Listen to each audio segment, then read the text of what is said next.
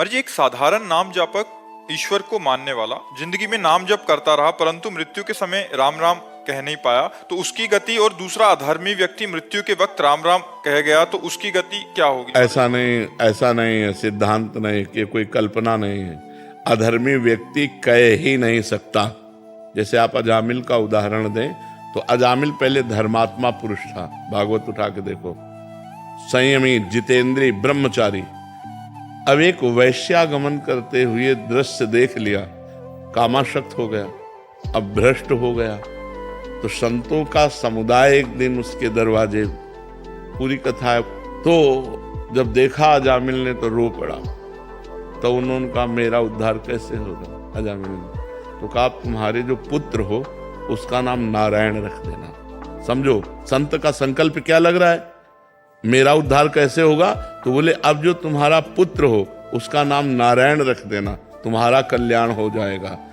संतों के संकल्प के अनुसार अंतिम समय उसको अपने पुत्र की स्मृति से नारायण नाम निकला और उसका कल्याण। अधर्मी आदमी अंत में भगवान का स्मरण नहीं करता।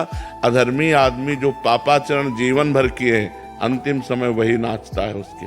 और जो भजनानंदी अंतिम समय मूर्छित हो गया, बेहोश हो गया, अचानक दुर्घटना हो गई, शरीर छूट गया, तो उसकी परम गति होगी। क्योंकि अंतिम समय आप उसी घड़ी को मानते हैं जिसमें प्राण छूटते हैं, लेकिन अंतिम निर्णय माना जाता है कि जैसे हम राधा राधा बोल रहे हैं, अब इसके बाद हम राधा नहीं बोल पाए और बेहोश हो गए और कल मरे, तो हमारा अंतिम समय ये है।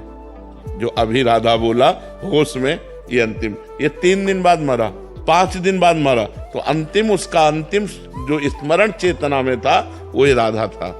ऐसा नहीं हो सकता कि भजन करने वाले का अंतिम समय भगवान का विस्मरण हो जाए। हाँ, यदि उसने चूक की है तो चूक हो जाएगी। जैसे बहुत भजनानंदी भरत जी महाराज, और चूक करके हिरण में आसक्ति कर ली, तो अंतिम में हिरण का स्मरण हुआ, हिरण बनना पड़ा।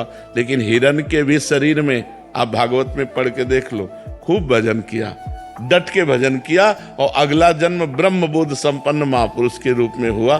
तो भजन की कभी हानि तो होनी नहीं।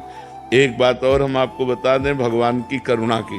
भगवान ने कहा यदि मेरा भक्त अंतिम समय मूर्छा आदि के कारण मेरा स्मरण नहीं कर पाता है तो मैं उसकी स्मृति बन जाता हूँ। क्योंकि जीवन भर उसने मेरा भजन किया तो मैं उसकी स्मृति में स्फुरित होने लगता हूँ। राधा राधा, ये नाम तुमने पकड़ा ना, तो अब नाम तुम्हारा अंतिम बना देगा वो ईश्वर। क्योंकि नाम चिदानंदमय है ना, कोई जड़ वस्तु थोड़ी है, चिदानंदमय।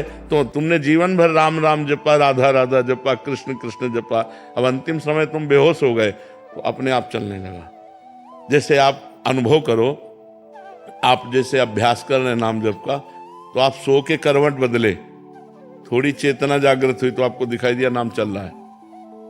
उस समय आप नाम जप कर नहीं रहे लेकिन नाम चल रहा है, ऐसे अंतिम समय नाम चलेगा।